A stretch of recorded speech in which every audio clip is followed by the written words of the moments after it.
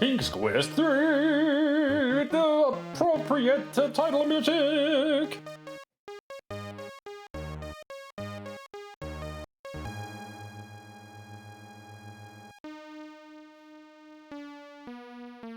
Hey there, Menanan.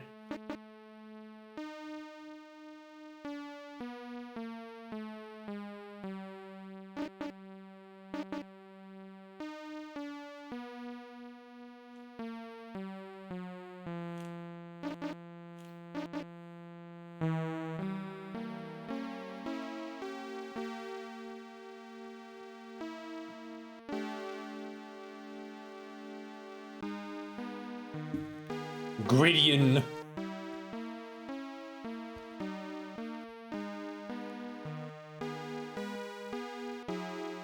Gwydion is a lonely lad of 17 who has lived for as long as he can remember with an evil, cruel wizard named Menanan. Gwydion gazes upon the countryside of Ludor with longing, wishing he were free to leave. But alas, such is not the case. Menanan treats the poor boy like a slave, ordering him about, constantly threatening him and refusing to ever let him leave the premises. Often, Gwydion wonders who he really is and how he came to live with the old wizard. But Menanan offers no bliss blip. Suddenly, the front door opens and out stalks Menanan, the wizard. Gwydion! He shouts harshly. Uh-oh, Gwydion rushes to his side, afraid he may be in trouble. Why are you not working, boy? The wizard sneers. Gwydion mumbles a faint reply. The kitchen floor is filthy! Go sweep it, now! Turning on his heel, the wizard re-enters the house, slamming the door behind him.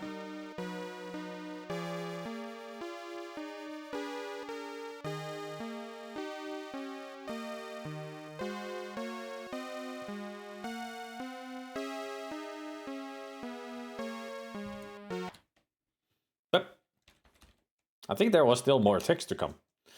This is the main entry room of the wizard's house. The front door is to the south, creaky stairs go upstairs, and doorways lead north and east.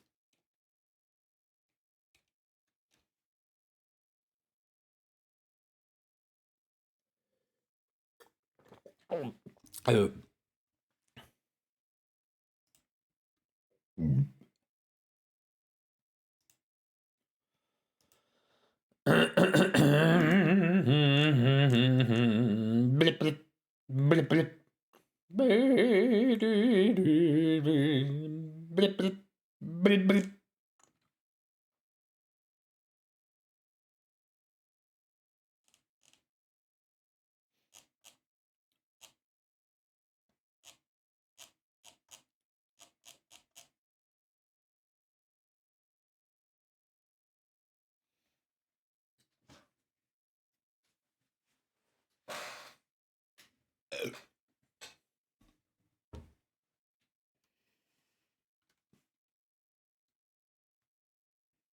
Timer gave me so much anxiety when I first saw it, yep.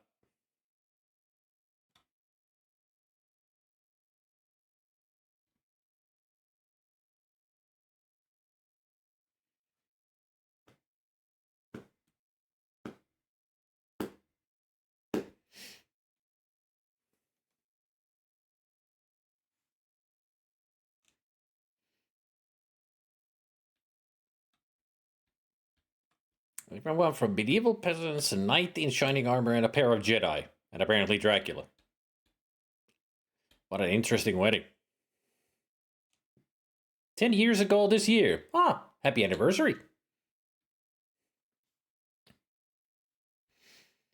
I read the timer is 50 minutes or something. That's why they included the clock. It's 5 minutes until he leaves for his journey, and at 30 minutes he'll be back.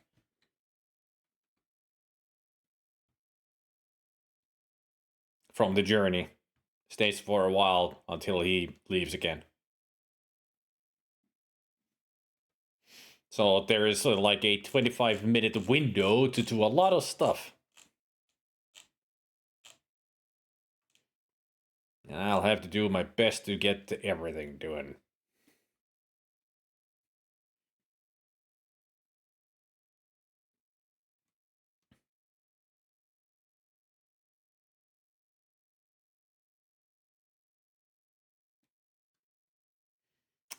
My version had no clock. Interesting.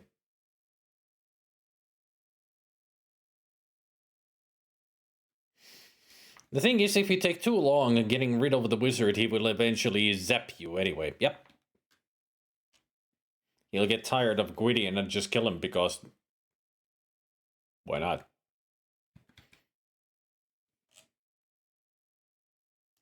Alright, let's get to work.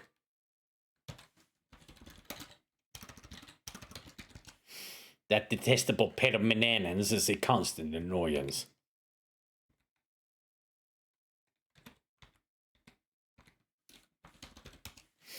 This is where Mananan eats his meals. You, of course, are not supposed to eat here. You eat in the kitchen. There's a pine table and benches large enough to seat at least 10 people, but the wizard has never had any guests for a dinner. Pick up the little tin cup and carry it with you.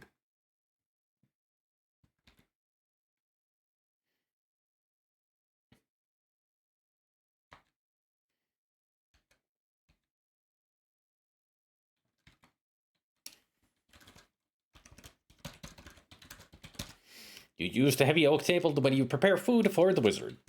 Right now, there is a loaf of bread, some fruit, and a mutton chop on the table. You take the loaf of bread and carry it with you. You take the fruit. You take the mutton chop.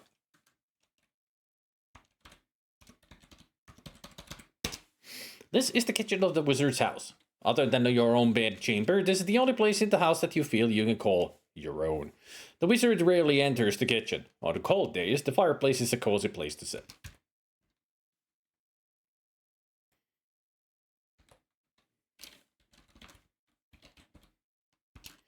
There is an iron rack hanging on the wall by the fireplace. Your trusty knife is hanging on the rack. Your wooden serving spoon is hanging on the rack. You take the wooden spoon from the iron rack. You take the carving knife from the iron rack. Spoon.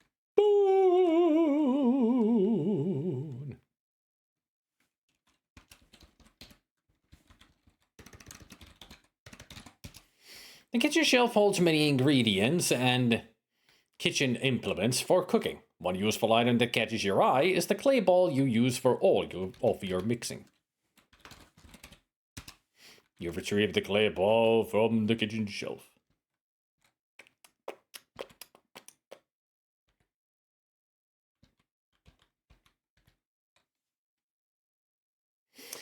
To me, it's a pacifier.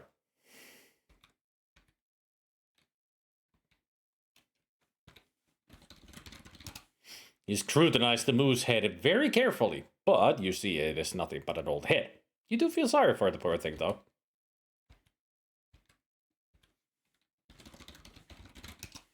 What's a painting?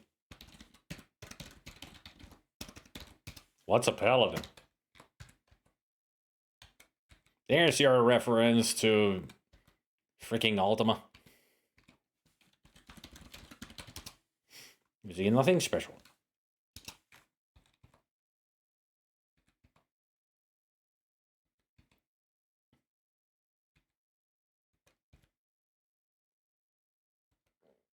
I'd buy that for $1.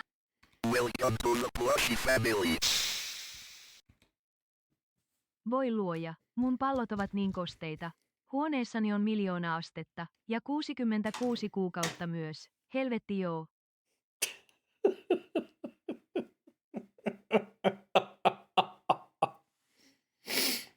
Hey OB, thanks for the resub. 66 months, long time.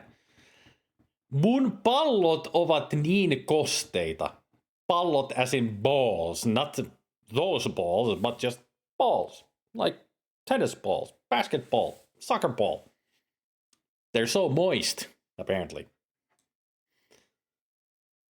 Must be a hot day in your room. Yes, my billiard balls. Hell yeah. Helvetti joo. Hell yeah.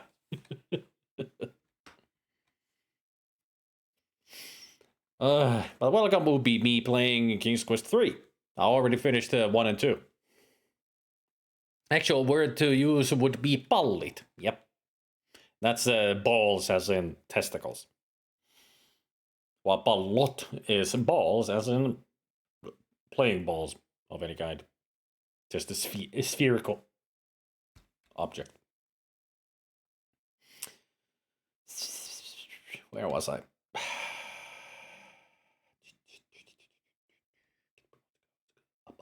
Up. Right. That's why we need to get.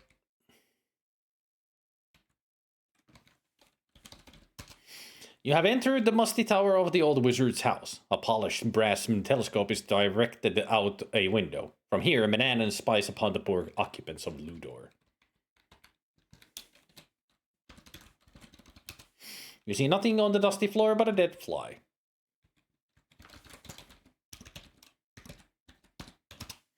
You pick up the dead fly and drop it into your hand. Disgustedly, you look at it. I don't want to carry around a dead fly, you think. Picking off its wings, you throw the rest away.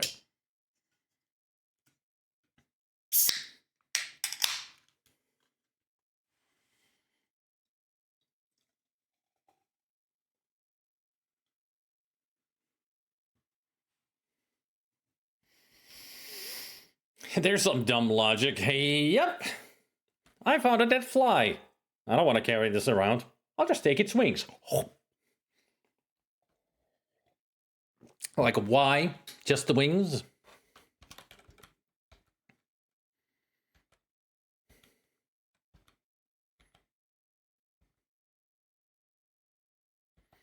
Oh boy. That fucking cat. Right at the end of the stairs, at least. So, yeah. Fucking get out of my way, you fucking shit.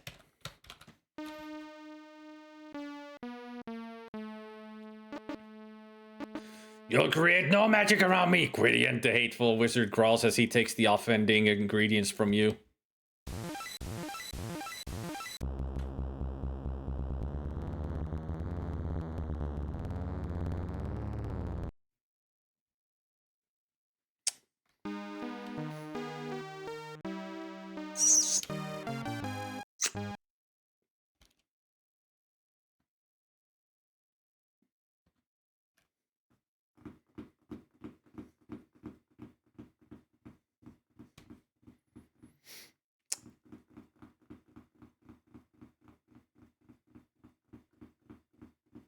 I was about to kick the cat. But then that happened and I died.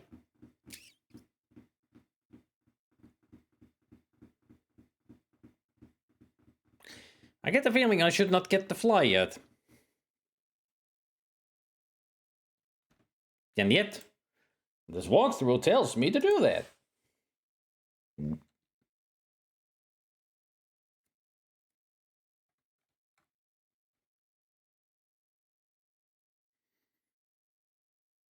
Yeah, but I didn't even have time to hide it because the fucking cat was at the staircase.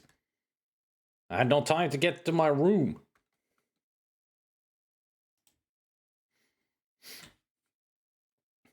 It's a random, yep.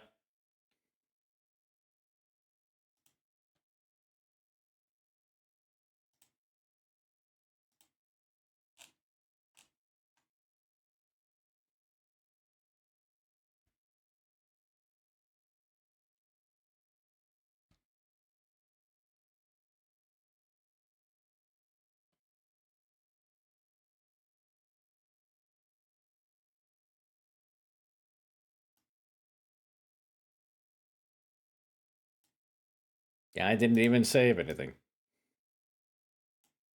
Alright, restart.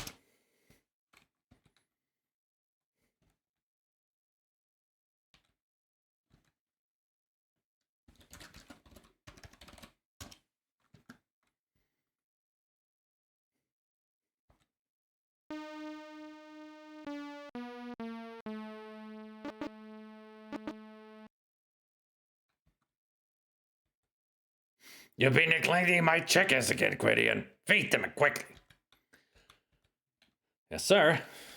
I guess I'm not gonna go clean the kitchen then. I mean, when he says you need to do something, you go do it immediately, otherwise you will get punished. You open the front door to the house and go outside. The lone mountain rises from the forest of Ludor to this clouding circled peak. Here is the somber house of Manan where you and he reside.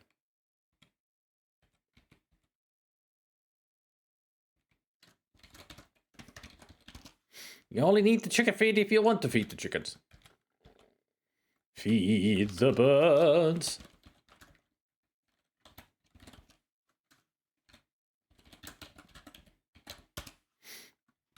Fucking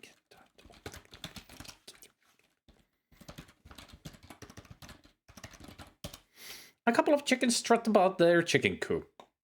As all chickens do, they pick, scratch, and cluck. The poor things. They will end up as the old wizard's dinner one day. There's a bag of chicken feed behind the fence beside the chicken coop.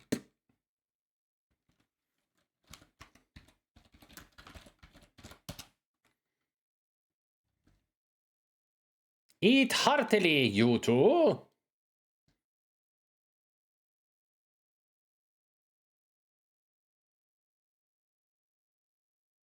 Done feeding them yet?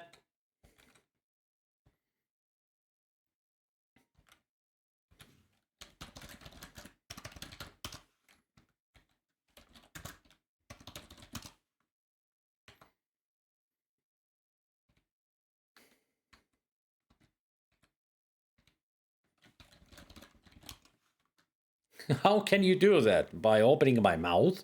Saying words to the moose head?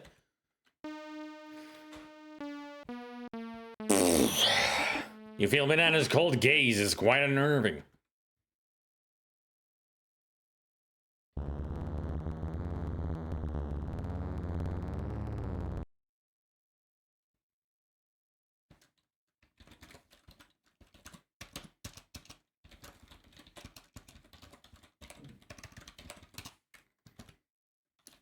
Oh, the cat is here.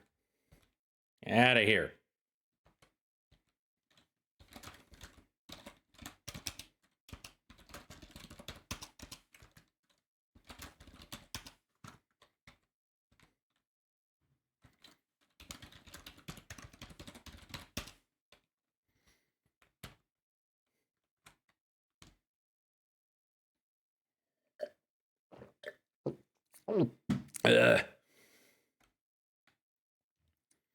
Sweep, sweep, sweep. Oh.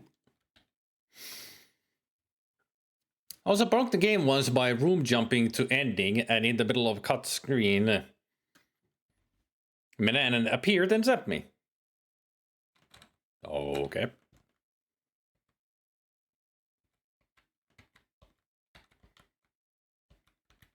I should keep the wizard happy for a moment.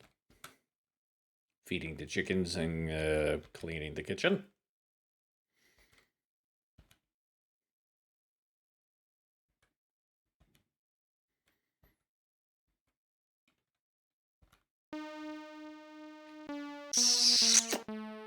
Out of my way, Gwydion!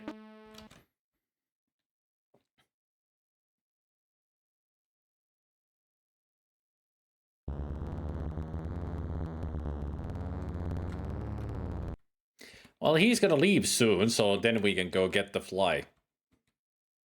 I guess that's what I should have waited. Just should have waited until the 5 minutes when Brickyanant over here finally leaves. I'll just wait here.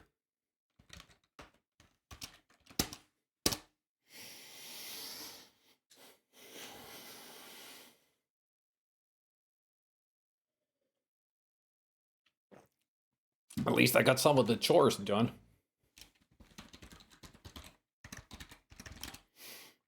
Knife is big enough and sharp enough to carve a large roast.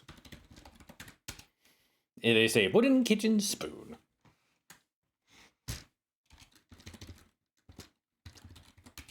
The fruit consists of an apple and some grapes. They look sweet, fresh, and juicy. This is a leftover mutton chop that the old wizard hadn't finished. It still looks appetizing, though. The clay bowl has been your favorite bowl for years. This is just a simple metal cup with a handle.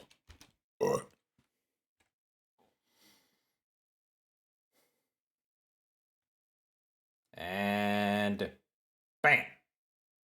There he is.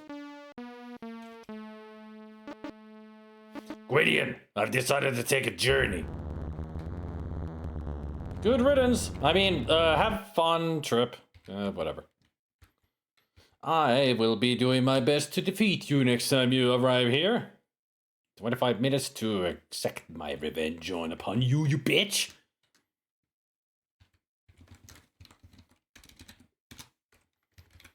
Yep. Got the fly wings. What's a wing? What's a paladin? The fly wings are remarkably beautiful for having come from such a disagreeable insect.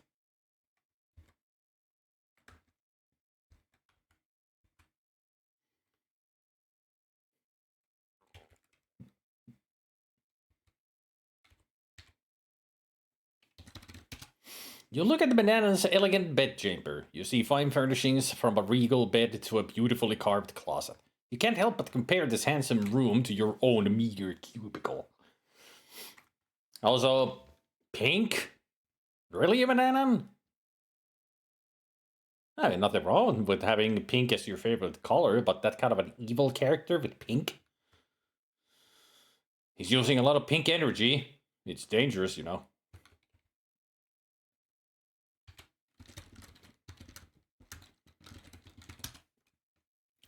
You run a hand along the top of the closet. Suddenly, you touch something metallic. Grabbing it, you discover a small brass key. What could it unlock?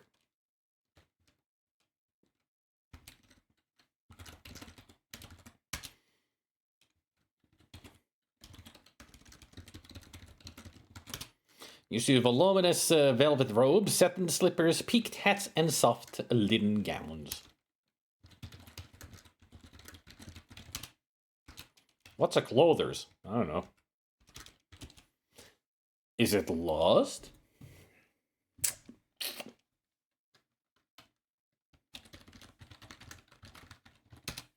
You startle to discover an ancient parchment scroll. Its ink has faded, but it seems to be a map. Taking this treasure, you leave everything else exactly as it was. Closet to close. I mean, closet to closet. Closet.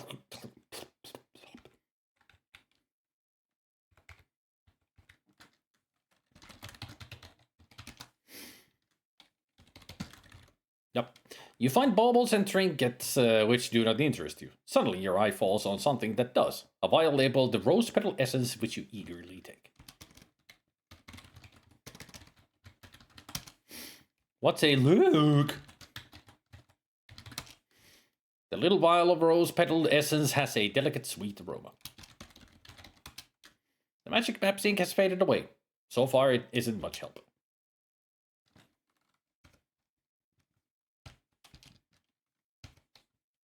And so it shall be.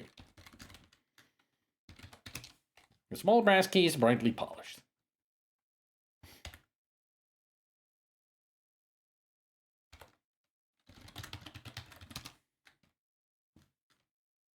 In the vanity drawer are many uninteresting items, although the wizard's hand mirror may come in handy. You grab it and close the drawer. The mirror is set in a round oak frame with a long handle. You peer into it and see your rather dirty but handsome face.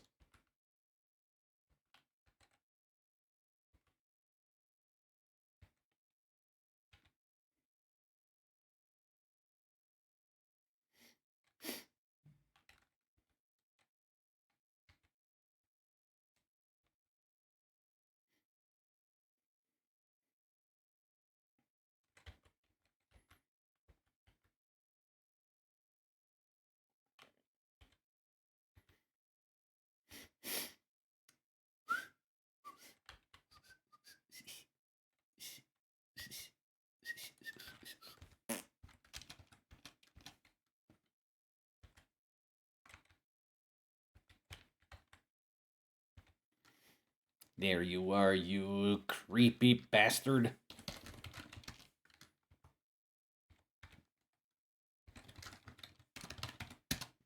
You're too far away. The despicable cat slips away from your grasp with a fierce scratch to your arm.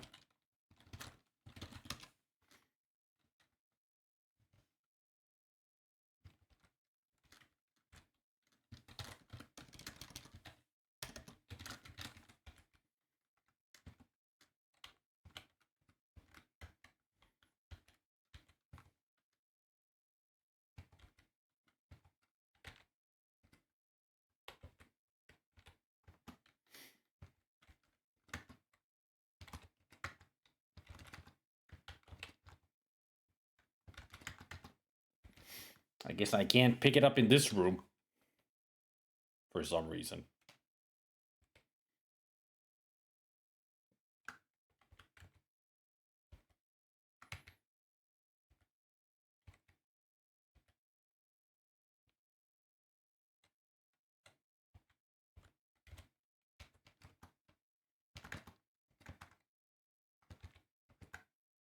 Nimbly, you grab the nasty cat by the scruff of its neck, avoiding its needle-sharp claws. Now that you have it, what are you gonna do with it? Screech! Heh heh heh. You manage to pluck some fur before he viciously scratches and leaps from your arms. With grim satisfaction, you survey your wounds. Stupid cat, you scoff. Whether you know it or not, you just helped me. The detestable cat leaps from your arms, snarling and screeching. I just kicked the cat because fuck that bitch. Okay.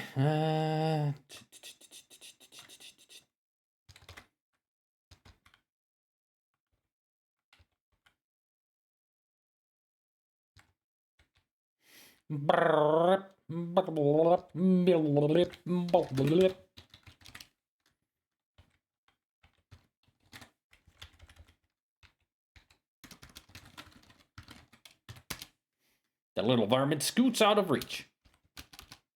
Now that you have the chicken, what are you going to do? Get feather. Tucking the chicken firmly under one arm, you gently pluck a small feather, then let it go.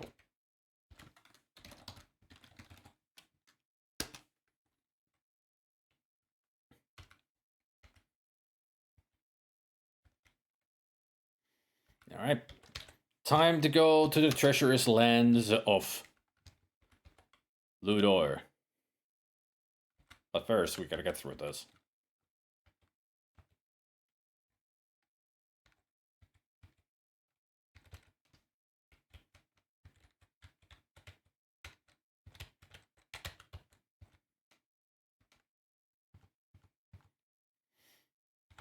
Good timing, Goblin, because I'm on this part.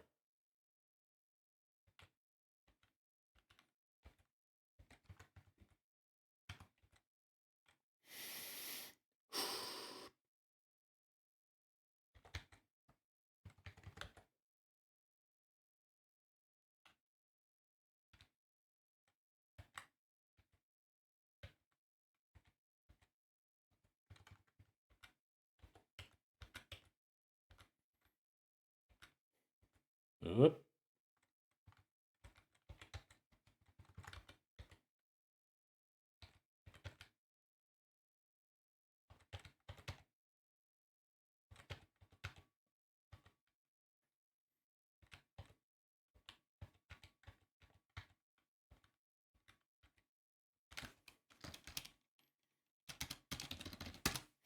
A lone mountain rises sharply from the forest floor, its jagged peak encircled by dark clouds.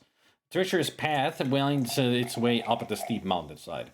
You and the wizard Manana live at the top of this peak. They push the Rampada!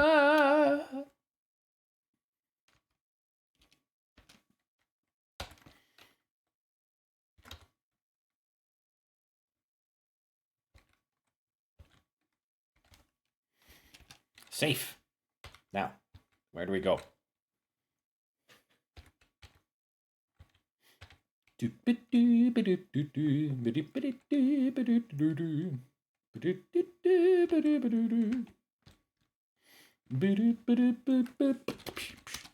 A beautiful stream ripples through these stately trees.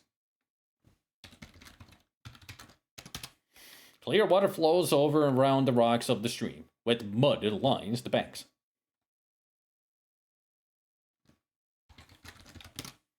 What's me? With a wooden spoon, you kneel and scoop a spoonful of wet mud from the stream's bank. You carry it with you. A spoonful of mud has already dried. My name is Mud. Oh. Ah, this Pepsi Max lemon is lovely. Such a good balance of cola and lemon. The sandy beach is bordered by grass. A stream cuts through the grass and sand to complete its journey to the sea.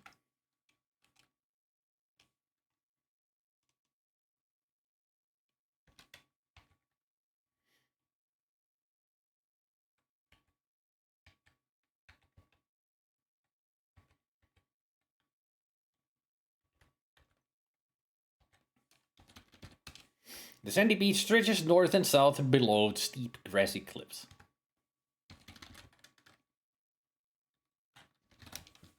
What's a port? It's the left. Starboard is right.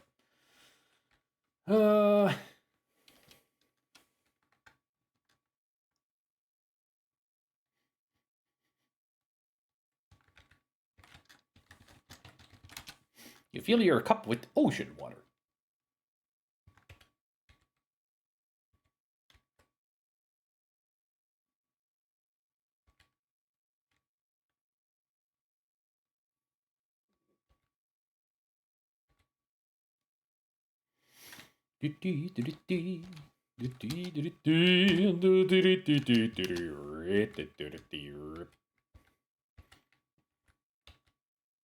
I wonder if we're gonna find the eagle. Unless it's only just that one screen where you find the feather. Might be on only the one screen where it appears. The feather, that is. I think the eagle can fly on any screen around here in the forests. But it's only one spot where the feather appears.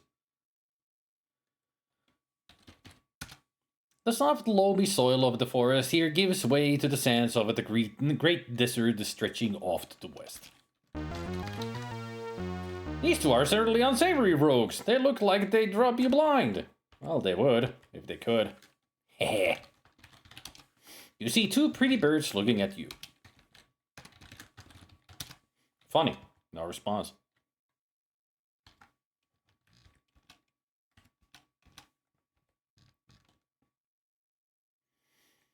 The most hideous looking being has made its appearance. It's Medusa! Your eyes fall upon a face so hideous, so gruesome, that the horror of it is beyond description. People who look upon the face of Medusa with her hair of writhing live snakes turns instantly to stone. Suddenly your body feels cold and stiff as hard as a rock. You make a nice statue, Gwydion.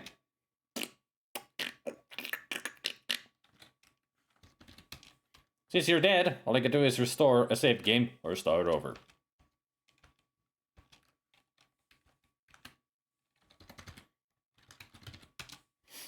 If you see one rock, you see them all. Also, that Medusa appeared quickly.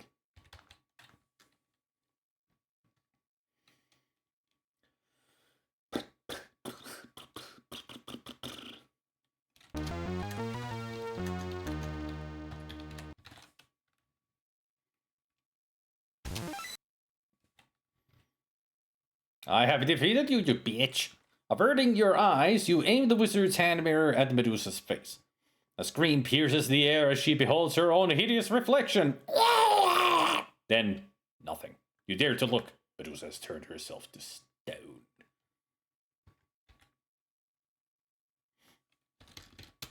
You find yourself at the edge of the great desert, stretching as far as the eye can see to the west. Even as a statue, Medusa is indescribably ugly. They're just lizards, scurrying across the desert floor. All of the cactus around here are too prickly to be touched. You could wind up with a handful of thorns.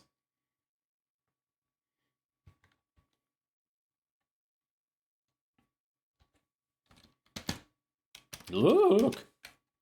You notice an unusual little cactus beside the large rock.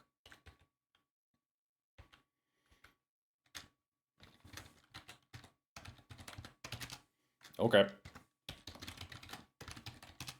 The greenish-gray cactus is small, plump, and fleshy. You hold a small ball of black cat fur in your hand. The chicken feather is small and light, no more than a piece of fluff. You're just some old uninteresting boons.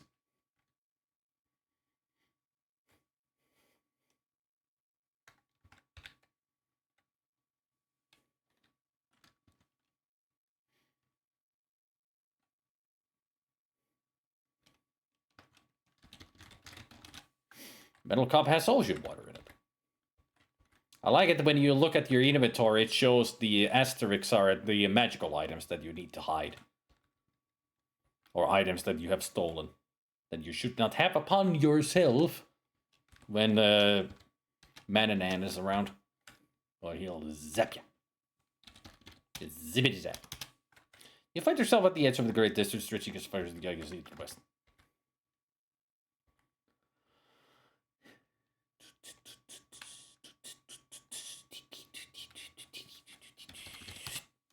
The parched sands of the desert seem to reach forever westward. The parched sands of the desert seem to reach forever westward. You notice a dried snakeskin lying on the hot ground. You retrieve the dried snakeskin from the hot desert sand. It is delicate and it could easily crumble. Dry, thin snakeskin is extremely fragile.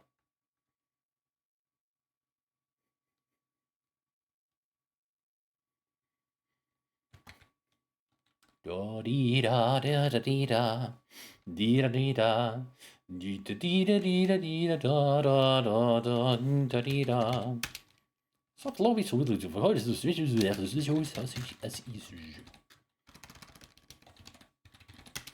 You see two squirrels chattering to each other.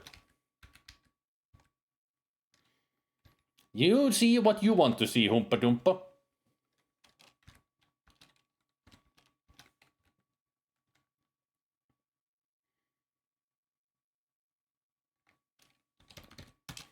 The many beautiful trees bring a sense of peace to this forest. You see an impassable mountain to the south.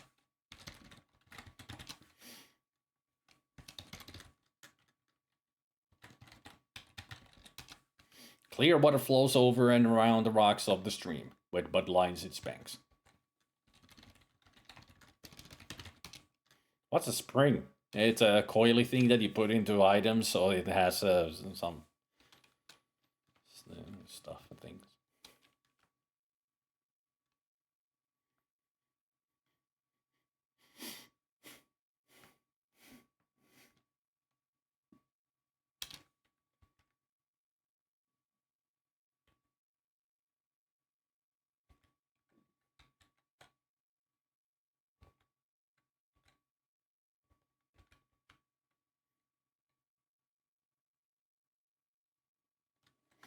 Twitch is borging big time? Couldn't connect the chat. Ah. That usual problem.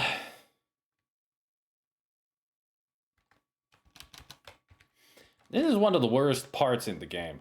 Having to wait for that fucking eagle to appear. It's one of the parts that speedrunners really hate.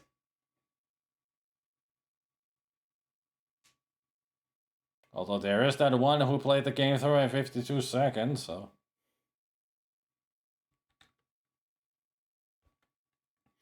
I remember watching a thorough video of somebody speedrunning in the game and explaining all the exploits and why this game is so freaking hard. Oh yeah, King's Quest 1. Ah, there it is. But they were explaining all the mechanics of the game, why this game is so hard to speedrun. Because of the timer and every other, like, so many random things. Like, there's a lot of RNG in this.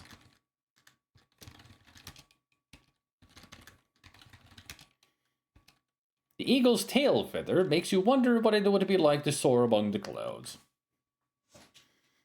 Yep.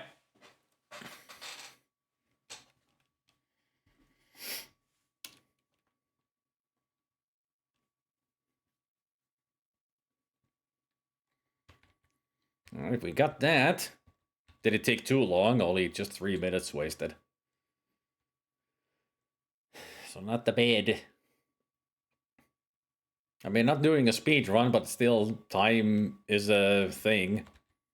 I want to get to do the spells before Mananan appears. One of the trees has a light green colored plant growing upon it. On closer inspection, you see that it's a mistletoe. You search among the hanging mistletoe until you find a sprig that has dried. You break it off and carry it with you.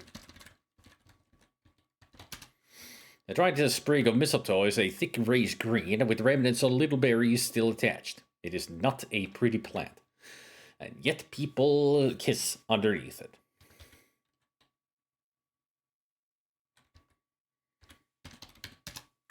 This is the comfortable home of the three bears. A well-tended flower garden grows out front.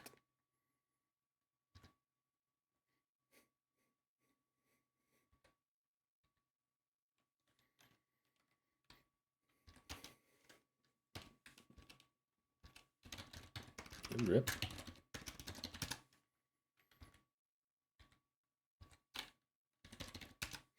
You're in the charming home of the three bears. Mama Bear certainly does keep her house nice and cozy.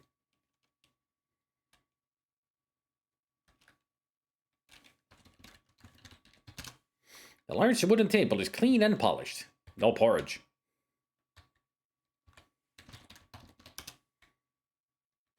Still no porridge.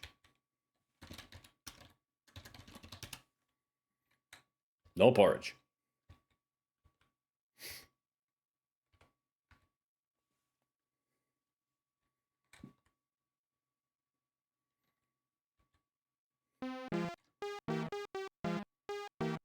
There are 3 fully clothed bears coming. You hear Mama Bear say, "Thank you, dear. That was a lovely walk." Oh, look at that tiny bear. He's so cute. The baby bear. It's adorable. Jos metsä haluat mennä nyt, takulla yllätyt. Oh, hi. Scram! Growls Papa Bear. We're not interested. Ow. You didn't need to kick me. I was about to leave anyway. Asshole.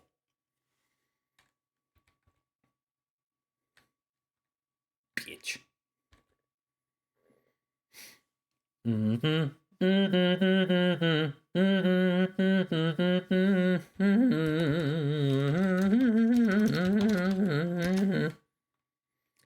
Oh, they're still home. I'm not telling you anything, and I'm not a Jehovah's Witness. I just tried to rest.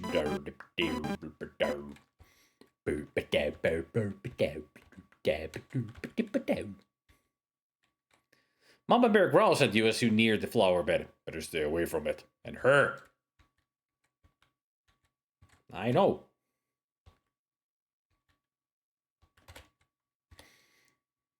I still see the smoke. But they might be gone. Nope. Still home. I guess I just need to keep going back and forth until we see them walk out of the home. That's when the porridge is being prepared.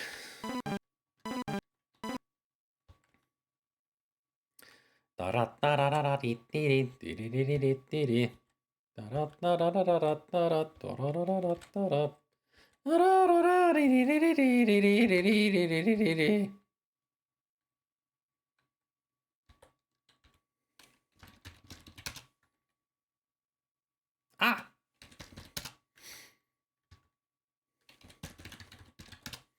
The large wooden table is clean and polished. There are 3 bowls of porridge on the table. You're surprised that bears eat porridge. You always thought they ate honey and berries. No, they're actually omnivores. They eat honey, berries, fish, other animals. Just anything to get that fat.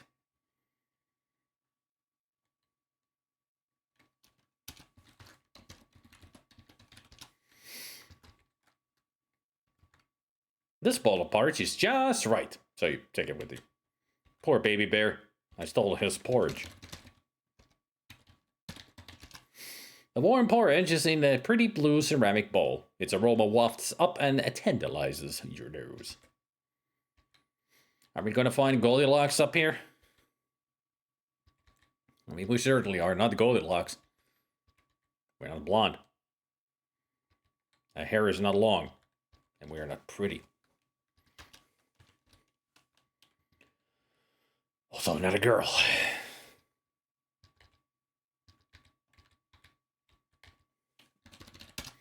You are in the bear family's cozy bedroom. You see 3 beds and adjusted drawers.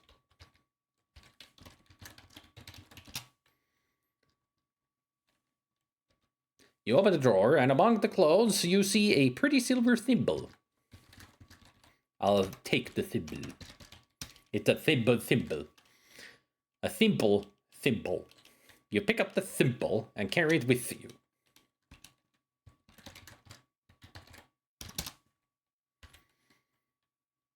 And that is how you do it. Thus.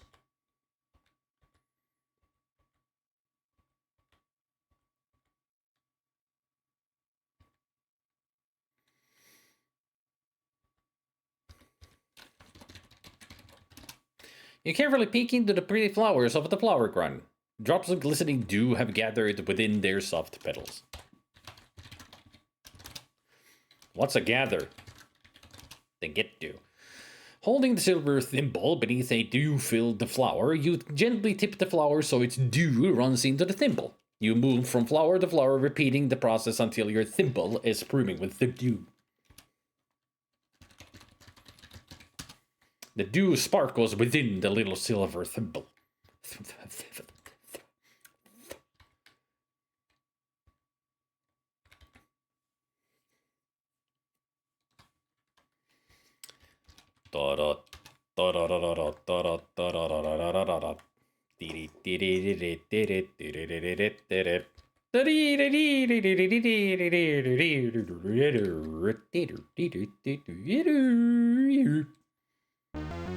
That was close.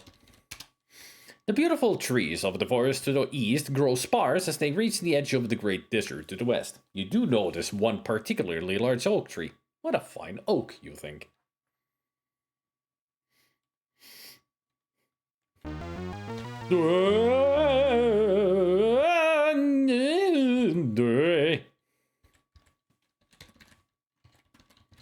Yep, they are. The acorns surround the old oak tree, crunch under your step. This absolutely works.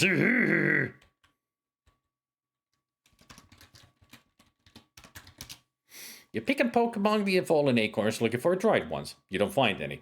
These are all newly fallen.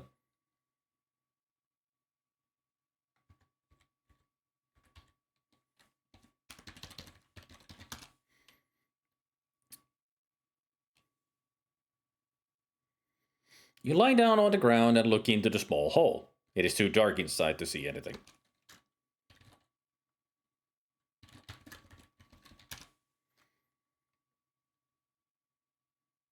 You lie down on the ground and reach into the small hole. You feel round inside the hollow tree and discover a rope stretching up into the tree. You pull it, and to your amazement, a rope ladder falls from the branches above.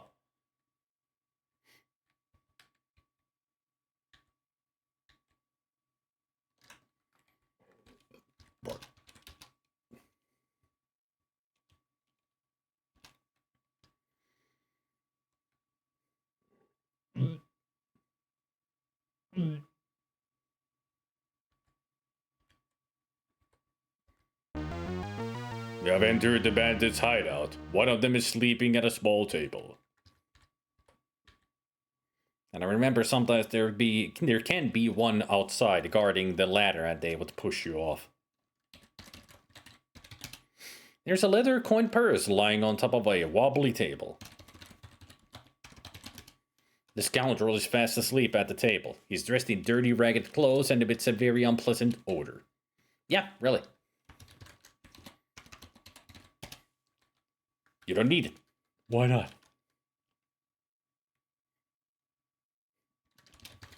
Oh, get purse. You very carefully lift the coin purse off the table, practically out from under the sleeping bandit's nose. Yep. I think there might be... Yeah, it's right inside. If you go inside, and there might be awake. They will bash your head in right away.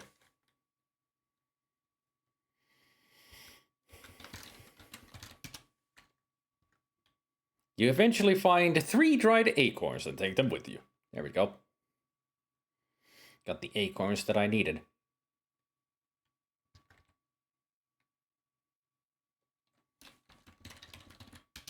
Three acorns are dried and brittle. You eagerly peek inside the soft leather coin purse and discover it contains some shiny gold coins. You may want to count them. Or I may want to leave the area.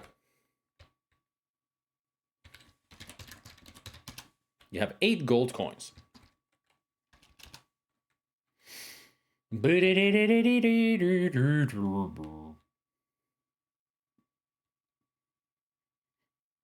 Oh, we're at 25 minutes. Oh boy, I got 5 minutes left. You have entered a quaint seaside town. Smoke curls lazily from the houses and shops overlooking the ocean. A pier stretches out into the bay. Near the pier, you notice a store and a tavern.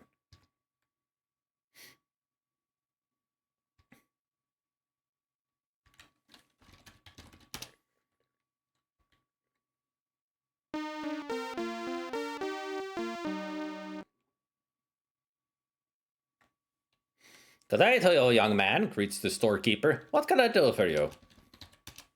The store is full of general merchandise and supplies to meet the needs of the village. A friendly storekeeper bustles busily behind the counter. The dog lying on the floor is obviously a mutt. The name Kenny is embossed on his leather collar. The short, balding storekeeper seems to be an amiable fellow.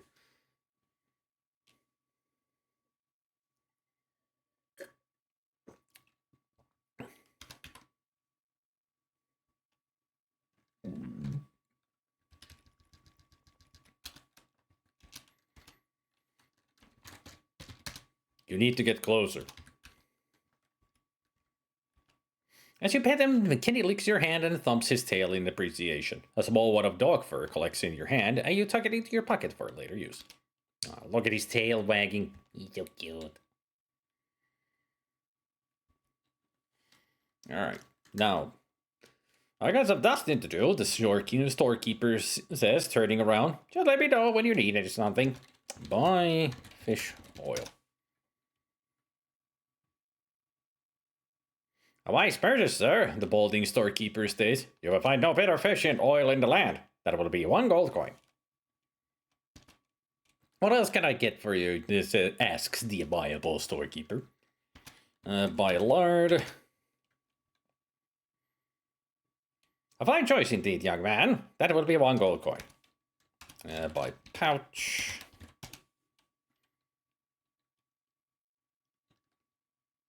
Come on, hurry up. I got all day.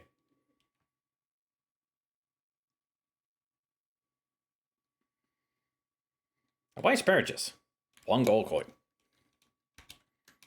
And buy salt.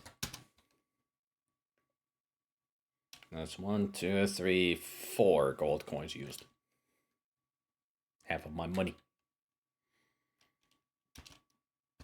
Nothing else, thank you very much. Goodbye.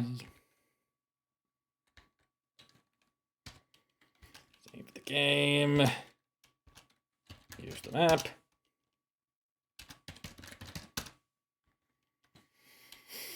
The magic map's faded ink has brightened, but only in those places where you have been.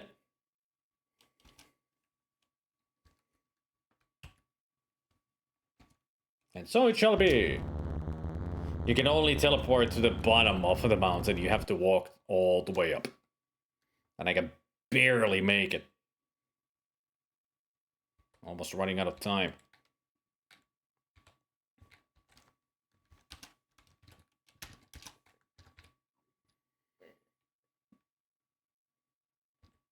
Oop.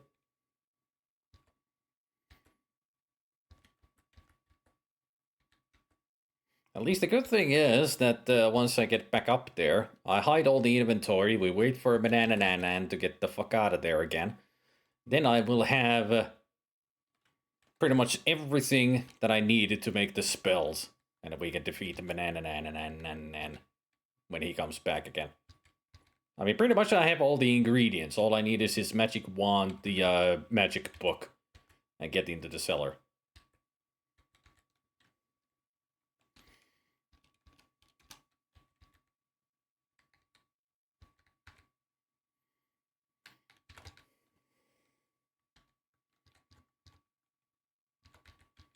I just need to get into my room as quickly as possible.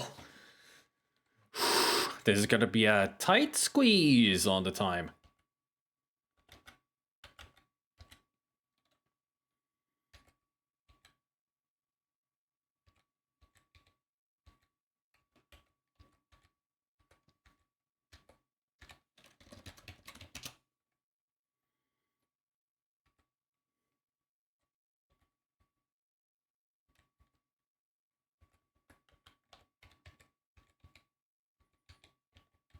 I hate these stairs. I really do.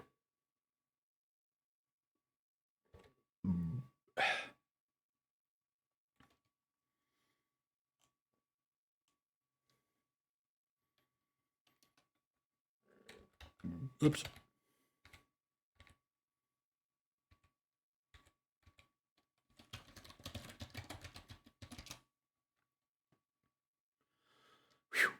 You get on your hands and knees and quickly shove all your possessions under the bed. They will be safe from the wizard's sharp eyes there. This is your own pitiful bedchamber. Compared to Manannan's fine room, yours is almost a cell. The bed is hard and uncomfortable with only a threadbare blanket and a small flat pillow. The other furnishings are junk, but as poor as it is, it's your own haven as the wizard never enters it.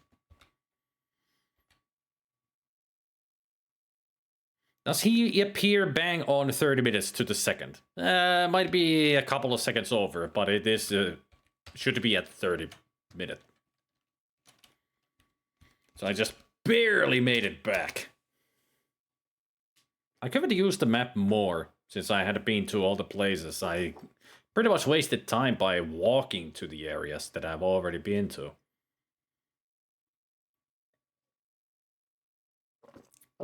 And also, there is the RNG, like we had to wait for the eagle to arrive, and then there was the freaking bears. So yeah. A lot of moments where you just waste time because you have to wait.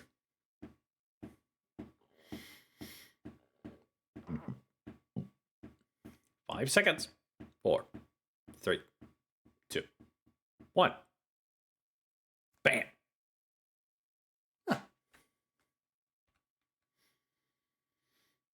There he is. See? Couple of seconds late. I've returned, Quidian, and I'm ready to eat.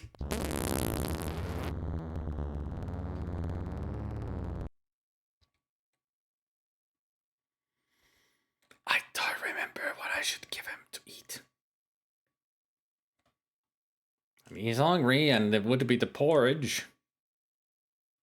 I think.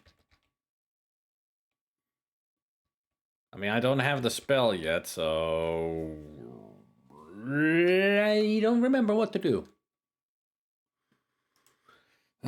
King's Quest 3.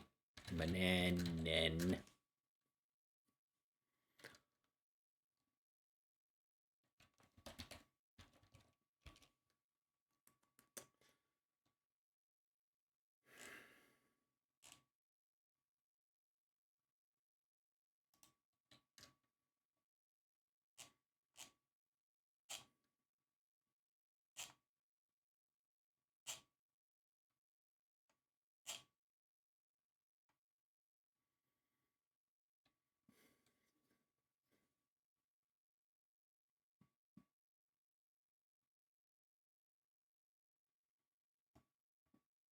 I guess I just need to get the, like, the apple or something like that. I can feed the bread, the mutton chop, or the fruit to him. As long as I don't give him the porridge. The porridge is what I need to turn him into a cat. So I'll get the mutton chop for him. Dropping to your knees, you reach under the bed and retrieve it.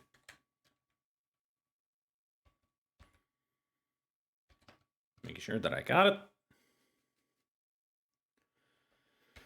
Now let's hurry down to the dining hall before he kills me.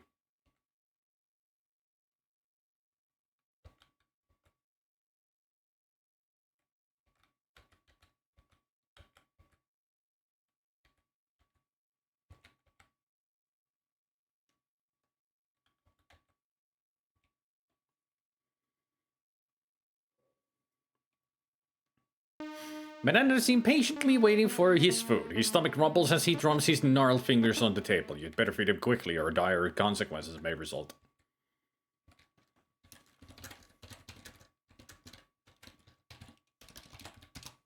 You place the food on the dining table before the hungry wizard. Ravenously, he devours every bit of it.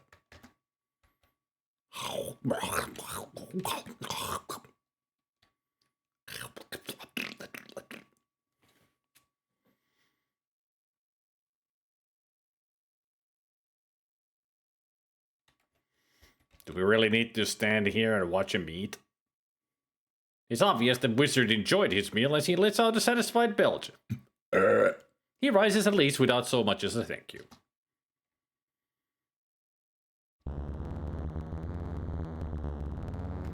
Yeah, it would be a soft lock because you need the porridge. So you can give him the bread, the fruit, or the chop. Those are the only items that you can actually use in the game with no consequences, other than if you don't give them, he will kill you.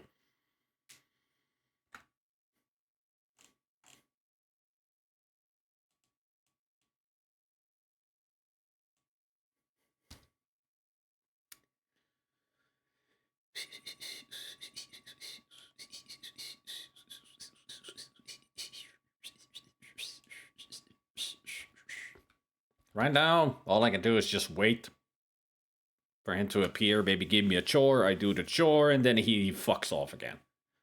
For another 25 minutes or so. I think it's the third time when he... I think it would be the third time when he comes back than when he automatically kills you.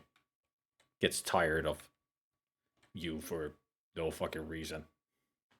He's had us as a slave for 17 years, and then he suddenly just gets, rid of us. Yeah, 2 chances, yeah. Third chance is no-go. As they say, third time's the charm, but here, third time's the death. Even though you have 3 items that you can give him as food, it only gives you 2 chances to get all the ingredients to make the magic. It's kind of stupid. Unless it is that you can give all those 3 items, and after that, because you don't have any food to give him, he'll kill you.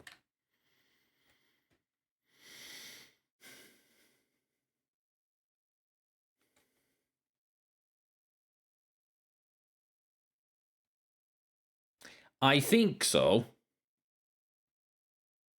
So at the 35 minutes, he should appear and tell me that he's going on a journey again. And he'll appear back here at the 1 hour mark. No, not 1 hour mark. 55 minutes, maybe?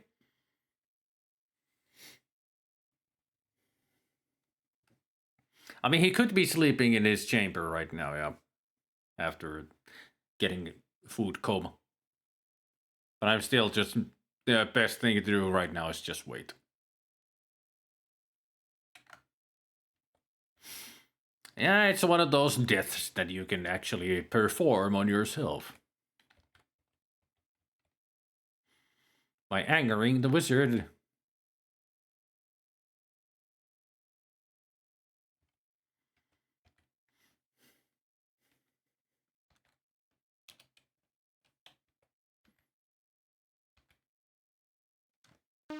There he is.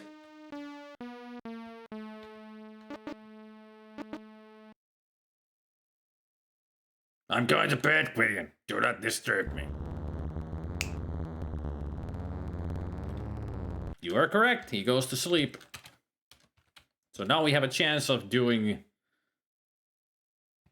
the rest of the things we need to do, which is make spells. So it's journey, then sleep, yeah. But I don't remember how long he sleeps for. For some reason, I remember that he goes on another journey at some point. Then again, I could be wrong. But right now, we have a chance of getting what we need from here.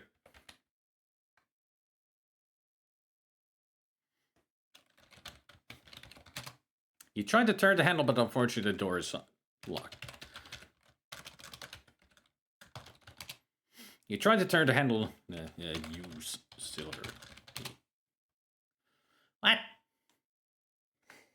Somebody's an idiot. Load the game. I'm not gonna waste my time walking all the way back up there. I know, Bannigan. I know I'm an idiot. I know they're hidden because I'm a fucking moron. What do you expect from me? Being smart? You know I can't think smart when I'm thinking fast. Or something.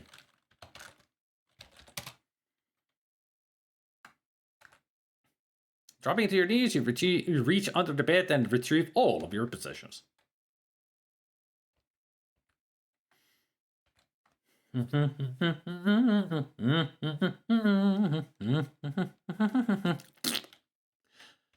Fart goes the weasel.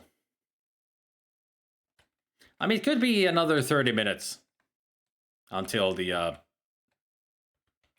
wizard awakens. But we still, even with 15 minutes, we have enough time to get rid of him. The panic was real without a clock, I can imagine.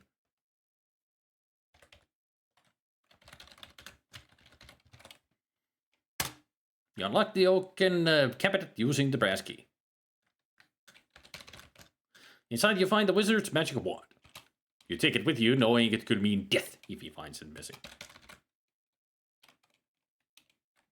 After closing the door, you carefully relock it. The magic wand is cool and smooth to the touch, and creamy white in color. You think it might be fashioned from ivory. Maybe the clock can be toggled on and off? Yes, it can be. Yep.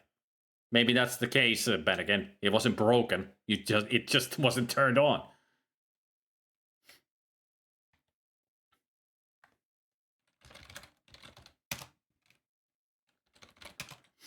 Menanan is very private with his study and doesn't like you poking around. The huge oak desk is covered with his writing implements. An oak cabinet is in the corner. There's a chart on the rear wall. The bookshelves are filled with books of every subject. The wizard fancies himself to be quite a scholar. You push the large book aside, revealing a metal lever attached to the back of the bookshelf. Squeak! A trapdoor opens, revealing steep stone steps leading into darkness.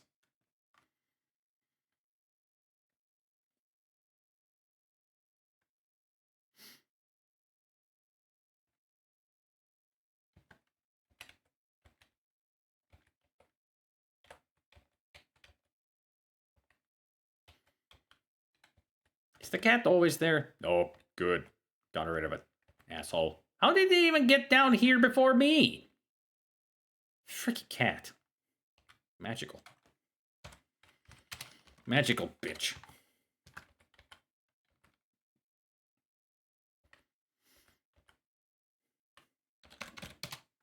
You look in awe around this torch-lit underground room. It appears to be a laboratory. A wizard's laboratory.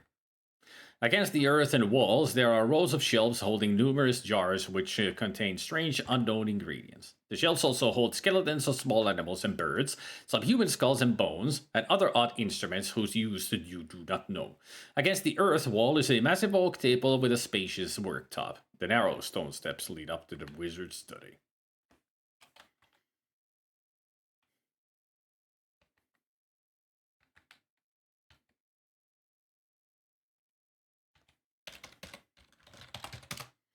Curiously gaze at the strange jars of ingredients, the animal and human bones, and other odd implements which line the rows of shelves. You see the jars of ingredients resting on labeled shelves. Shelves bearing such ghastly names as powdered fish bone, nightshade juice, mandrake root powder, saffron, toad spittle, and toadstool powder. Nice of you to name the things that we need. You remove the jar labeled mandrake root powder from the laboratory shelf and carry it with you.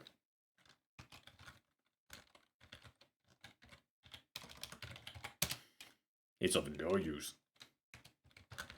How about the juice? Juice! Fishbone, saffron, spittle, and toadstool. There we go. Save the game. Now it's time for magic. With trembling hands, you turn the pages of the Sorcery of Old and prepare to follow its instructions precisely. You know you must work with the utmost care. Every step is critical. Each must be done in the proper way, in the proper sequence. You tremble in anticipation. Put feather in bowl. Place the soft, downy chicken feather in your clay mixing bowl. Put dog fur in bowl. Put snake skin in bowl. Put fish bone in bowl. Put dew in bowl. Mix with hands. Turns into a stiff dough-like substance. Separate mixture into 2 pieces. Shit. Separate mixture into 2 pieces. Good thing it didn't fail there. Put dough in ears. You very gently place the 2 pieces of dough in your ears and pull your hair down over them. You prepare to recite the magical incantation.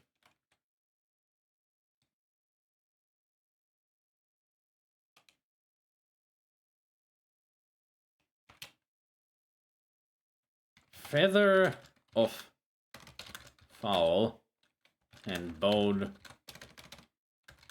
of fish. Molded together in this dish. Give me wisdom to understand. Shit. A strange feeling comes over you. You wonder if you could have made a mistake. Oh, my ears! Ah, I'm Prince Charles. They're all ears now, Gwydion.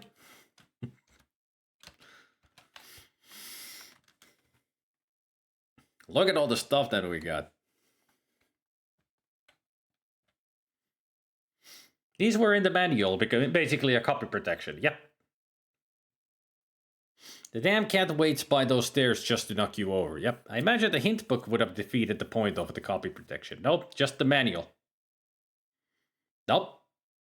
The manual is the spell book. You find the pages, you read the instructions, and you make the spell.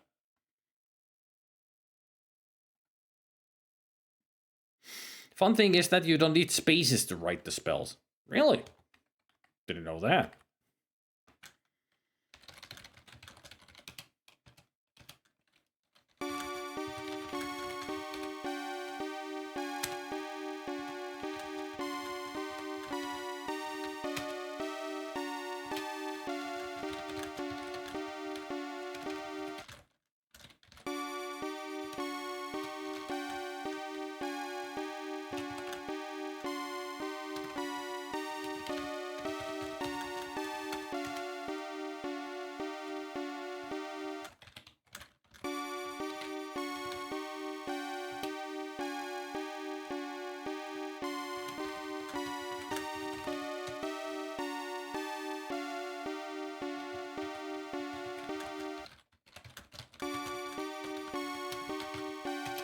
Gas the dough mixture into the bowl, and divide it into 2 pieces.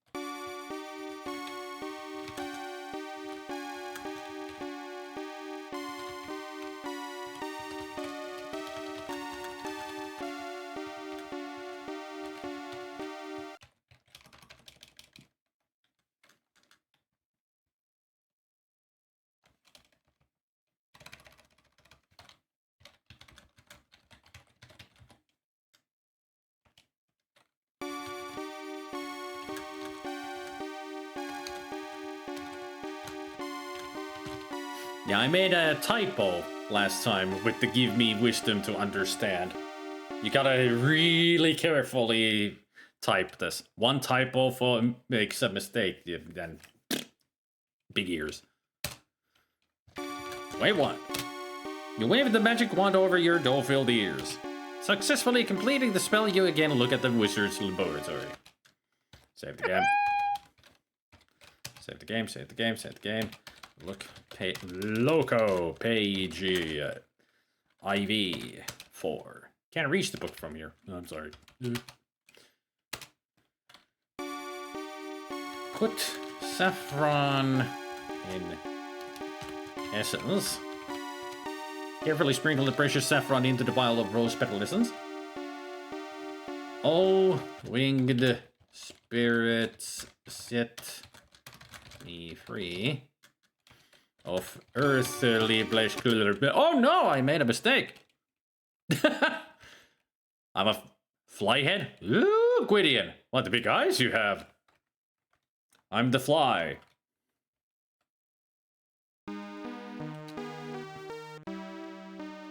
Somebody put me in a hydraulic press to end me.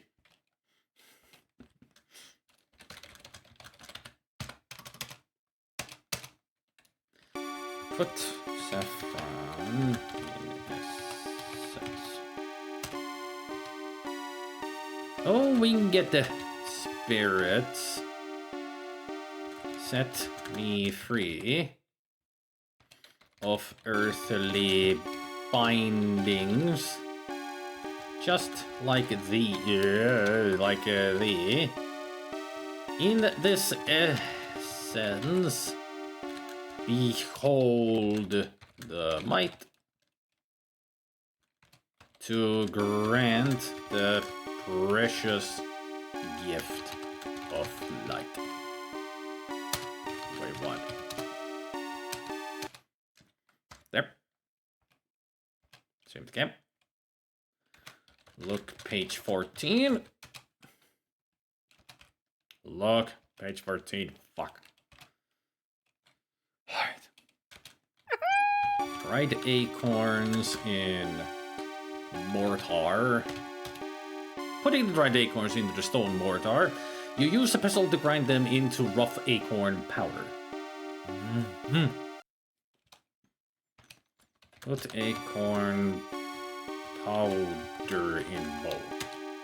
Turning the heavy stone mortar upside down, you carefully pour the acorn powder into the bowl, then return the mortar to the table. Put a juice in a bowl. Put the a strange feeling comes over you. You wonder if you could have made a mistake. Night night, Gwydion. Look, page 14. XIV. Yep. Grind acorns in mortar. Mortart. Put the acorn powder in beer. Put nightshade juice in bowl. Into the clay bowl so as to not spill a single drop. There is now an ugly brown mealy liquid mixture in the bowl. Stir mixture. Gently stir the unappetizing liquid. Light the brazier. Making sure there is a fresh charcoal in the brazier, there's a small supply here. You light it with the flint. Soon the brazier is hot. Heat mixture on brazier. You gingerly place the clay ball of ugly brown liquid on the charcoal brazier. Soon the hot brazier brings the mixture to a bubble, then a boil, releasing a bitter-smelling steam. You let it boil until the nightshade juice is nearly gone, then remove it from the brazier. Spread mixture on table. You pour the bowl's contents onto the oaken table, then spread the hot, sticky mixture over the tabletop. In a few minutes, it has dried to a very crumbly, coarse sleeping powder.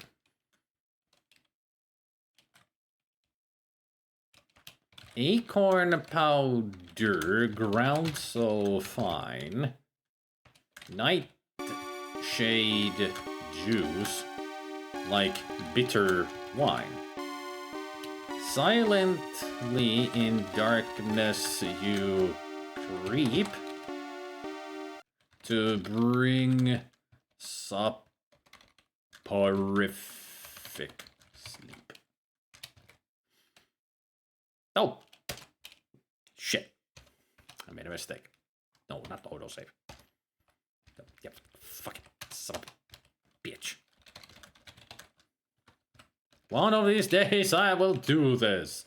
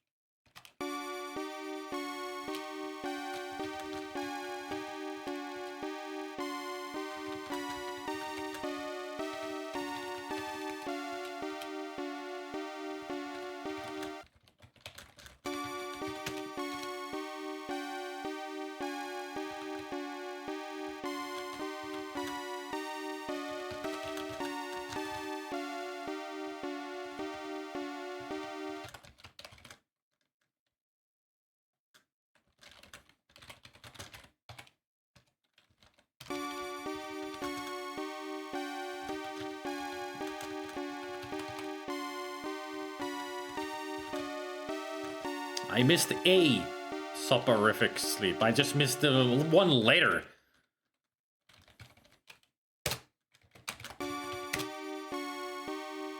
Pass the magic wand over the table.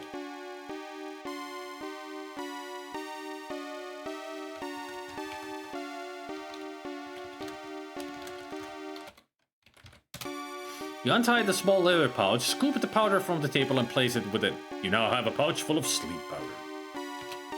Successfully completing the spell, you again look at the wizard's laboratory. Save.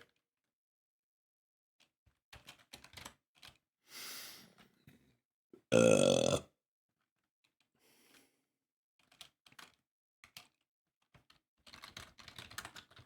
25.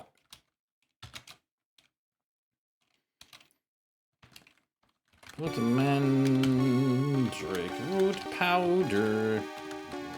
Root powder in bowl. Put cat hair in bowl. Mix. How can I do that? I made a mistake. I'm a kitty cat. Meow. Meow.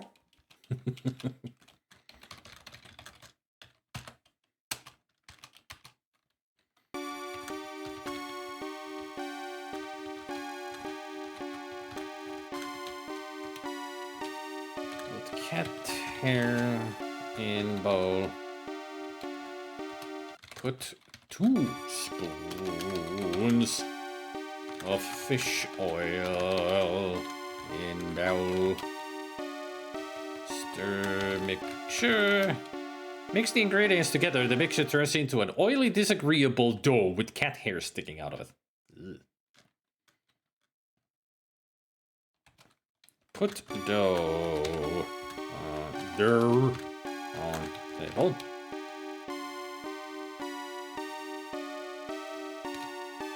Scrunching your nose in this taste, you grab the oily dough from the clay bowl and put it on the oaken table. Pat dough into cookie. Pushing the palm of your hand onto the oily dough, you flatten it until it is in the shape of a cookie. After a bit, the cookie hardens. Mandrake root and hair of cat.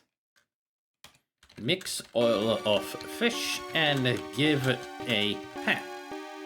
A feline from the one who eats this appetizing magic treat.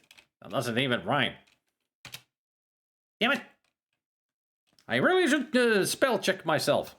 Constantly. That was amusing. Yeah, shut up. I really need to spell check all the time.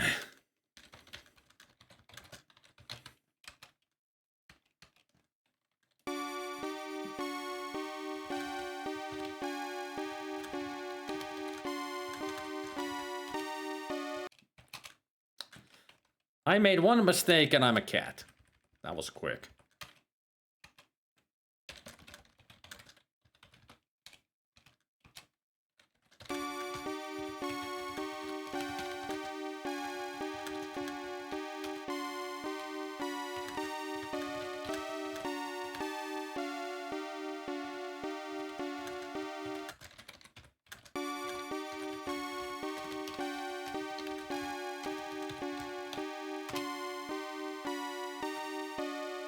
Pour the fish oil into the bowl and keep it the empty jar.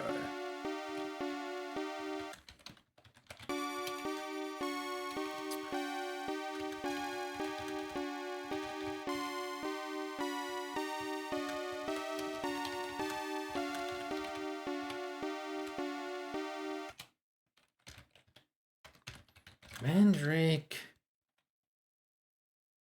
root and the hair of cat. Mix oil of fish and give a pat. A feline from the one who eats this appetizing magic treat. Wave 1. Wave the magic wand over the cookie, then take it from the table and carry it with you. Return to the lavatory. Look LX Ivy. As in page 84. It's a thick book. Oh, look at page LX. Put ocean water in bowl.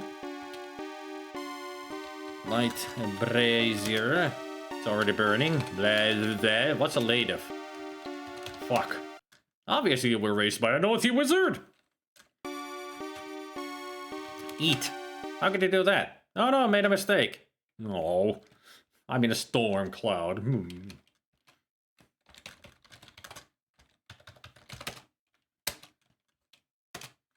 Put ocean water in bowl.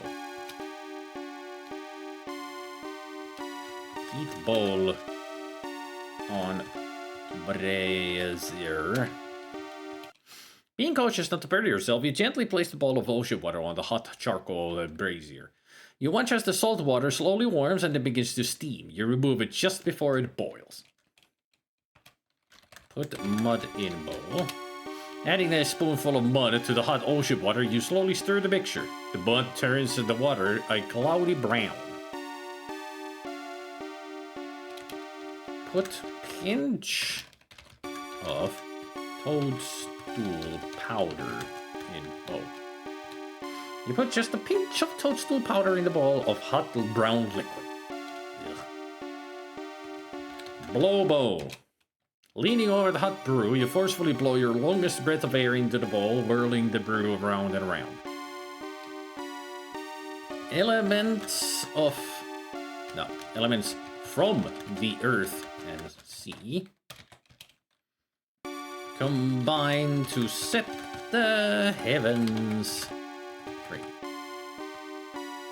When I stir this magic brew, great God Thor, I call on you.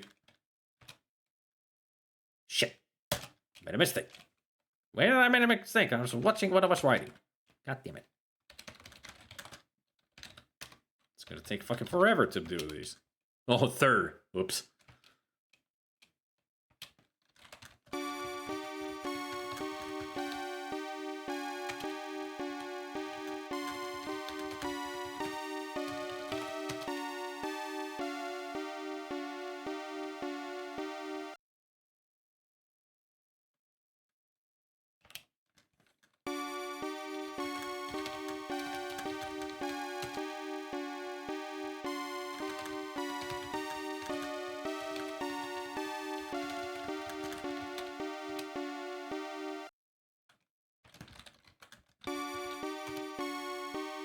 That's true, Bennigan. Well, when I make a mistake, it's my own problem.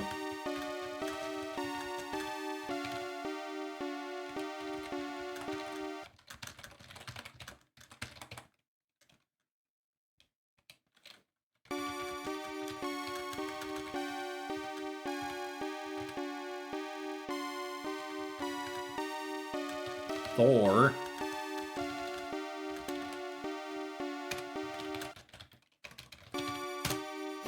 You wave the magic wand over the bowl of a hot brown liquid.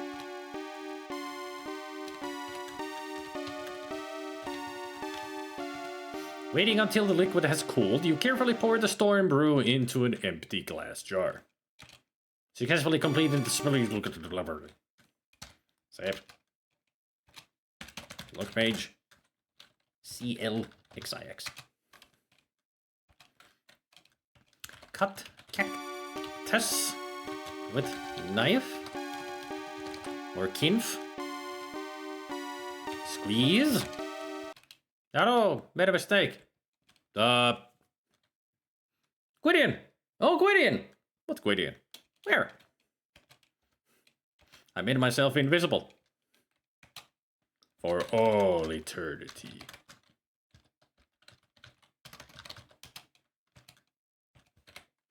Cut cactus with knife.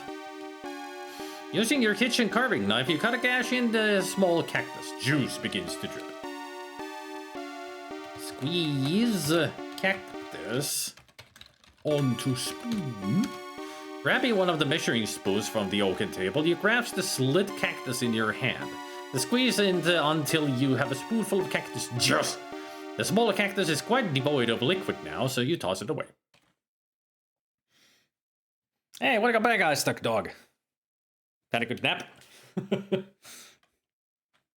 I mean, it's like, what, 6 a.m., 7 a.m.?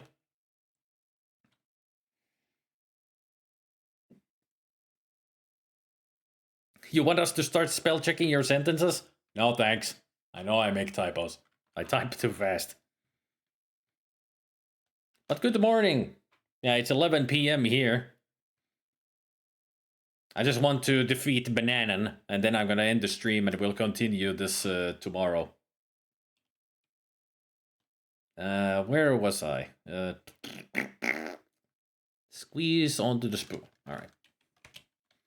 Put cactus juice on, or not on, in bowl. Carefully add the spoonful of the cactus juice to the bowl. Juice has to be said very loudly and with gusto. Put the lard in bowl. You scrape the lard into the mixing bowl and keep the now empty jar nearby to store your finished formula. Put toad spittle in bowl. Cautiously pour the 2 drops of toad spittle into the bowl.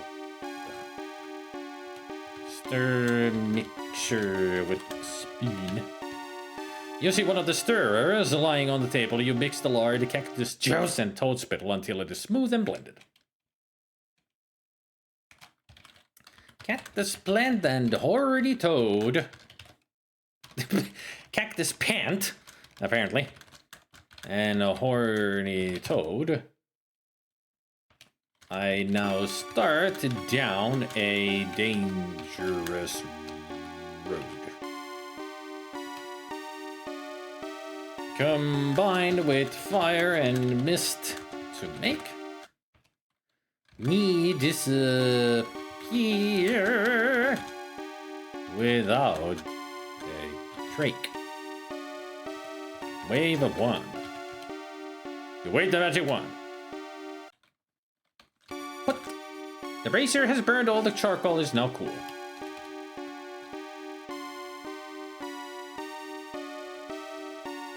Put ointment in jar. You scoop the invisibility ointment out of the clay ball and return it to the large jar. Successfully completed spell. Alright. Save 20. Let's go and kill this motherfucker.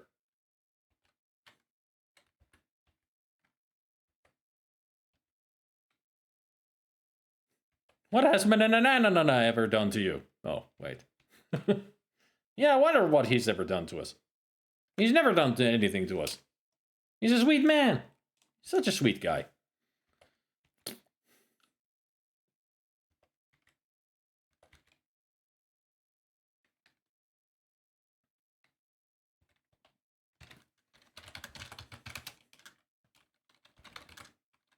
Trapdoor grows shut and disappearing into the floorboards.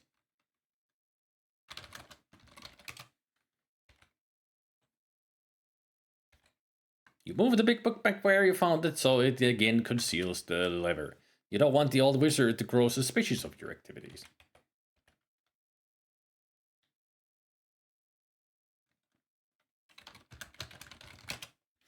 You lock the open cabinet using the brass key. You carefully replace the magic wand exactly as you found it. After closing the door, you carefully relock it.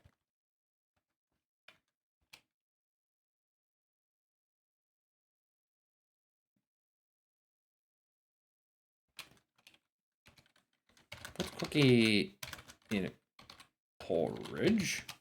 The porridge conceals the crumbled cookie. It still looks as appetizing as ever.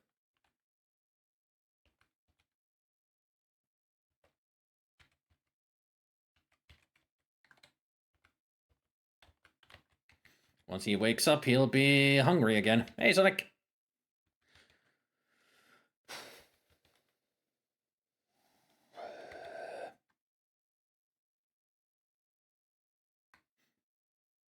Ah, you defeated 8 of the Colossi. Nice. 4 left. Was it 12 in total? It might be more. I haven't played Shadow of the Colossus in such a long time. Drop inventory. It's 16, so you're halfway through. Yeah.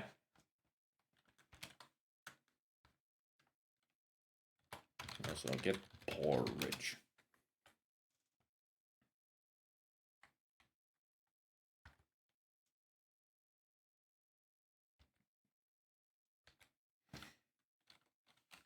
Save the game.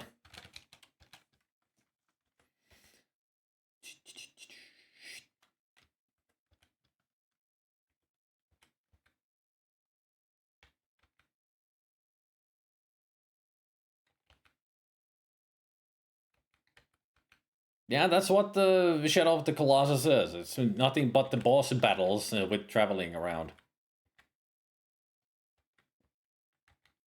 I wonder if I can find the kitty cat.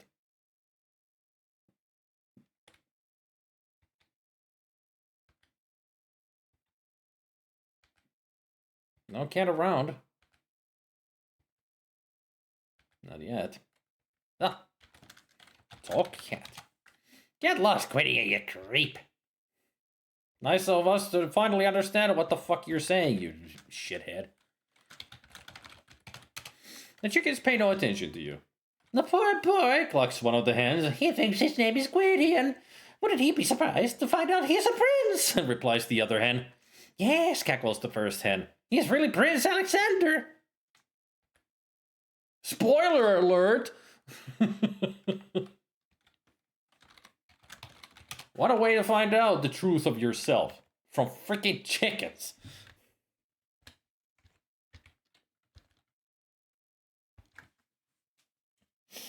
Now we wait. Now we wait for me to exact my revenge. I mean, we are past halfway point, as the points say.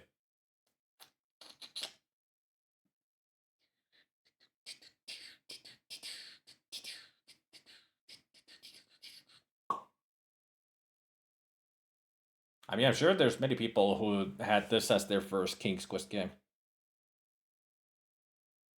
I mean, practically it was my first King's Quest game, when I think about it.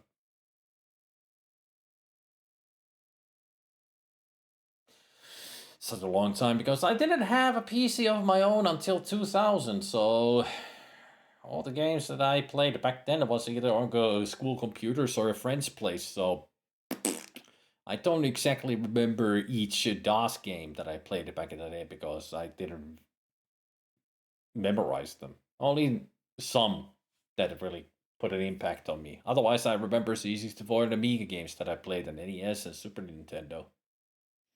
And of course, later on, PlayStation, GameCube, and all that. But PC gaming was not a big thing for me until 2000.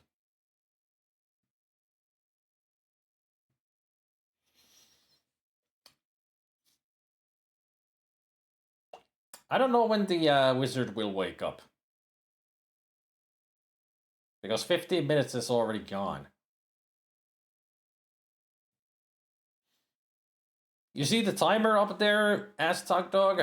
The timer is there to remind you that the wizard will return in certain times.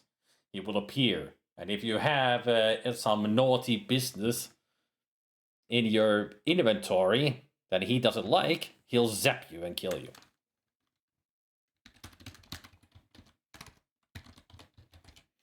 You were careful when you crumbled the cat cookie in the porridge. It looks just like a plain bowl of porridge.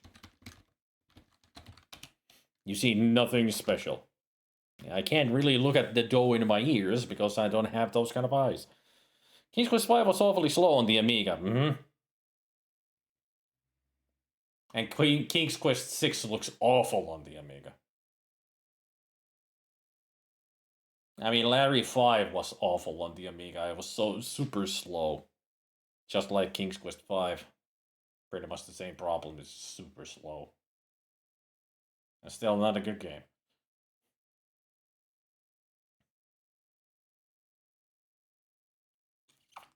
I hope he wakes up at 50 minutes so I don't have to wait freaking forever because I want to go to bed. I'm getting sleepy.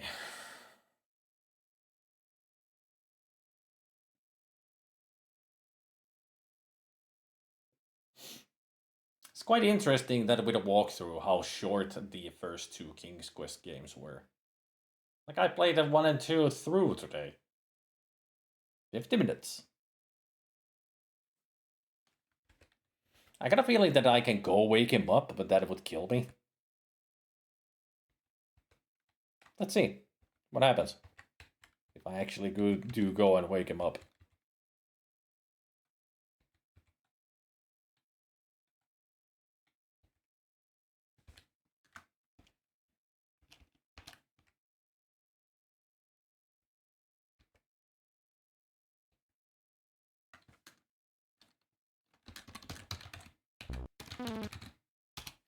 Banana is asleep on his great bed. His snores are so loud they rumble off the walls. Be quiet, you wouldn't want to disturb him. Hi. You speak softly to the sleeping wizard. Ruff, he grumbles sleepily, thumbing his nose as if at a fly. But soon the snoring resumes again.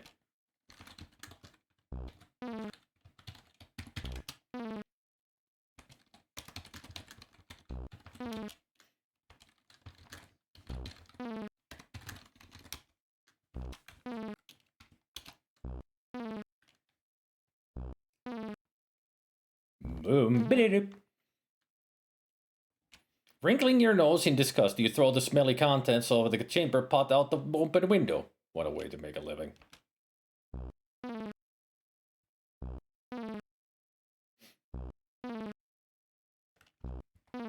Don't worry, Doggo. I'll be playing good games on Sundays. Sundays are my C64 Amiga days. And with the Sierra month, I'll be playing the Amiga versions of games, depending on which one it's going to land on. Ha! Wake Wizard worked. This time your words awaken, man. A grumpy look comes to his face. Don't you have anything better to do, boy, than to come in my bedchamber and wake me from my peaceful repose? My office is dusty. Clean it at once. Out of my way, Quiddy. Oh.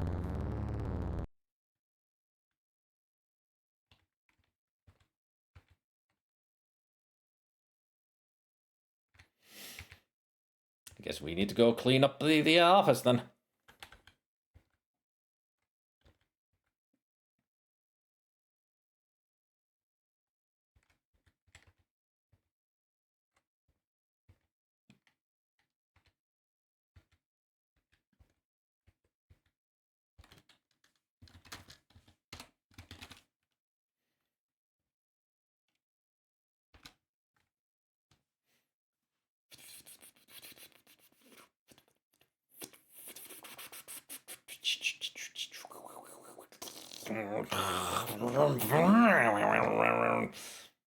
Add sound effects here.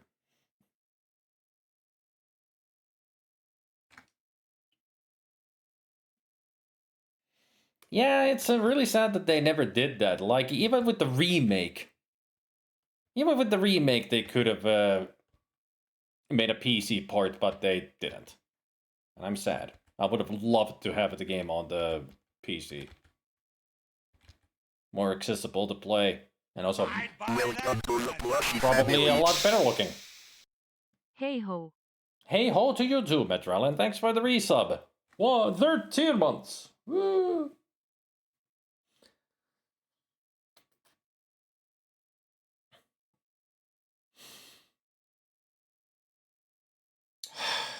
Now we wait. I wonder if he's got to be at 55 minutes when he wants to eat. Or maybe he's in the already here in the dining room. No. This is the best spot to wait for him. I mean, he's going to teleport. When he comes to tell me that he's hungry, he'll teleport into the dining room, and there's the devil himself. You feel Manannan's cold gaze is quite unnerving. He just came to stare at me. Does you have, aren't you hungry?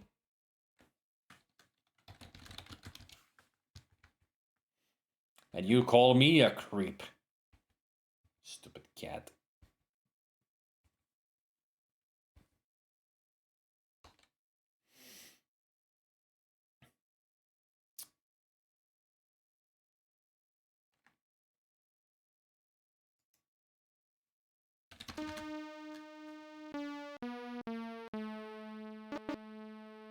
Hungry?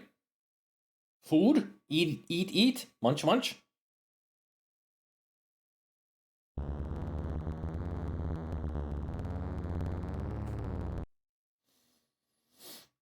Okay.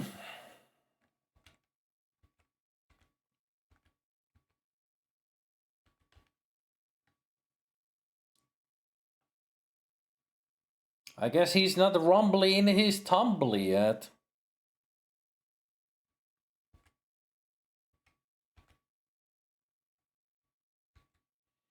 But he should be soon. At least I hope so. I'm struggling here against yawns. I'm gonna go up here.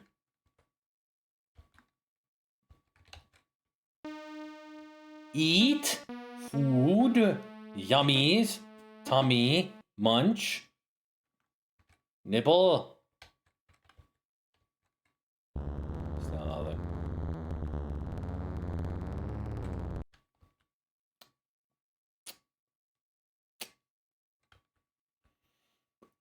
Okay. There's. Do you want to eat?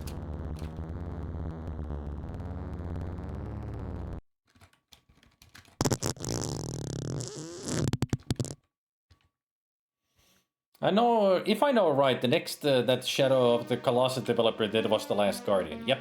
And the first one they did was Eco. Quiddy and I have decided to take a journey. God damn it! Get back here, go into the dining room, eat, and fucking die! Asshole!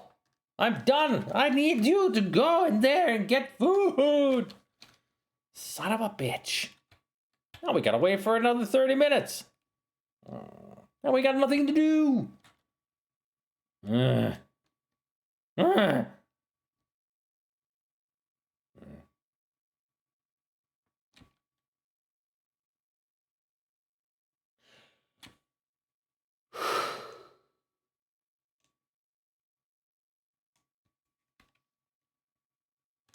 Well, I guess I'm just gonna save it here. Start playing the game before the stream. See how long it will take me before he comes back, and he'll have me give him food, and we'll defeat him finally. Because I'm not gonna waste your guys' time having to wait for him, because that's the only thing we can do. We can only just wait.